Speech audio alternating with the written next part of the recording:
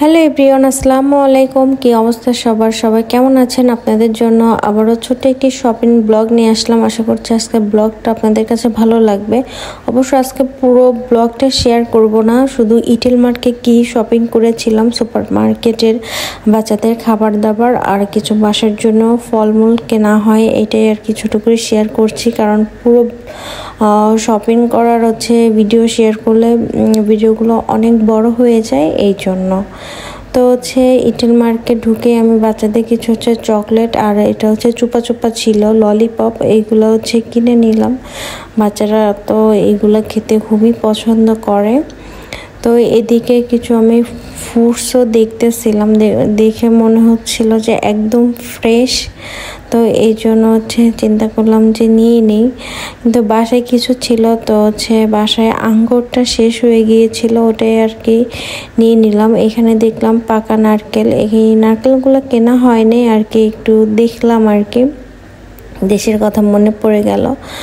তো আঙ্গুর একবার নিতে চাচ্ছিলাম, আবার ভাবতেছিলাম যে না থাক, দরকার নেই, কেমন হয়। কারণ আঙ্গুর এখানে তো আর একটা টেস্ট করে তো আর নেওয়া হয় না, ওই চোখে দেখে ভালো লাগলে আর কি ওটা নেওয়া হয়, ভালো পড়লে পরে, না পড়লে নাই।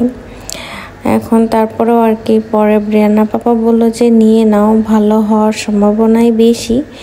তো তারপরে একটা কার্টুন নিয়ে নিলাম, মনে হয় যে কয় কিলো ছিল, 4 কিলো না 3 কিলো এরকম ছিল আর কি। আঙ্গুরগুলো অনেক ছিল কিন্তু খুবই মজা ছিল।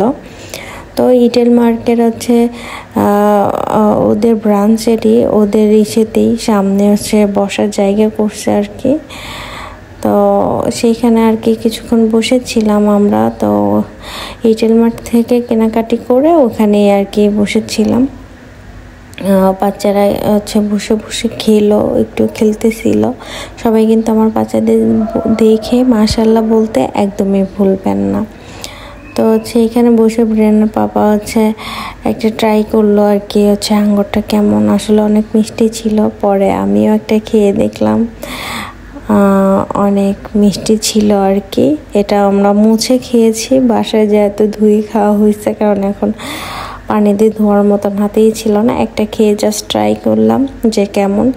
তো বাজার অনেক ছিল, এই জন্য ব্রিয়ানা বাবা বলতেছিল যে তোমরা এখানে থাকো, আমি গাড়িতে বাজারগুলো রেখে আসি, কারণ সব কিছু নিয়ে তো আর অন্য শপিং মলে ঢোকা যাবে না আর কি। আমি বাচ্চাদের কিছু ড্রেসও কিনতে চাচ্ছিলাম, এই জন্য। এই ভিডিওটা অনেক দিনের আগের করা, আমি এখন থেকে চেষ্টা করব রেগুলার ভিডিও দেওয়ার জন্য, কিন্তু আমার খুবই অলসতা লাগে এই ভয়েস দেওয়ারটা আর কি, এই জন্য আমার রেগুলার ব্লগ আপলোড করা হয় না। তারপরে আমরা কিছুক্ষণ বসে থাকলাম, ব্রিয়ানার পাপা যেহেতু জিনিসগুলো রেখে আসলো, তারপর আমরা আরেকটা বাচ্চাদের শপিং করতে চলে যাই, কাপড় চোপড় কেনাকাটি করতে। তো সেটার ব্লগটা আমি পরে আপলোড করব, এটা আমি কাল আপলোড করে দিব। আজকের মতন ব্লগটা এখানেই শেষ করছি, সবাই ভালো থাকবেন, আল্লাহ হাফেজ।